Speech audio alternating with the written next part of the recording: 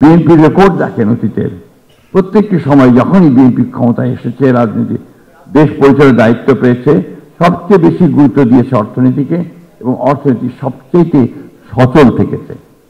আজকে যে বিষয়টার উপর আমরা সবচেয়ে বেশি গুরুত্ব দিতে চাই সেটা হচ্ছে যে সাধারণ মানুষগুলো যেন ভালো থাকে, আমাদের কৃষকেরা যেন ভালো থাকে, তার সমস্যার সমাধানগুলো করা যায়, আমাদের শ্রমিকেরা তারা যেন তাদের শ্রমের ন্যায্য মূল্য পায়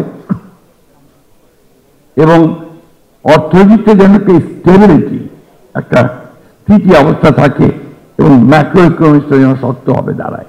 এটা হচ্ছে সামগ্রিকভাবে আমরা জিনিসটাকে সেভাবে দেখি এবং সেই জন্যই আপনারা লক্ষ্য করেছেন যে প্রত্যেকবারই বিএনপি যখন রাষ্ট্র পরিচয়ের দায়িত্ব পেয়েছে, বিএনপি বিরুদ্ধে এই কথা বলা যায়নি যে বিএনপি অর্থনীতি ধ্বংস করে দিয়েছে।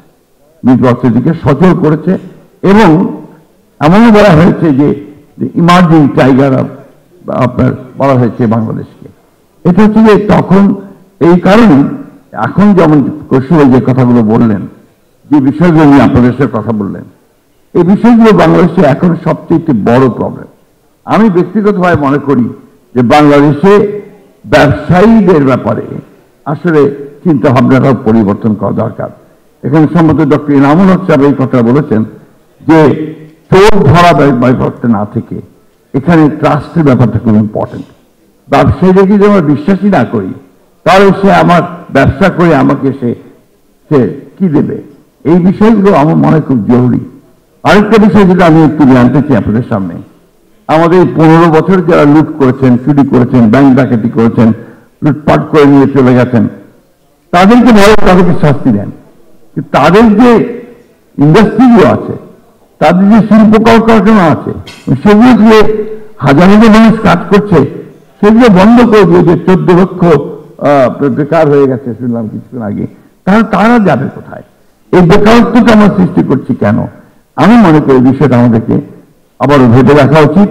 এই কারখানাগুলোকে আমরা কিভাবে চালু করতে পারি, এই প্রতিষ্ঠানগুলোকে আমরা কিভাবে এই মানুষগুলো কর্মসংস্থানের সৃষ্টি করতে পারি, সেটা আমাদের দেখা দরকার।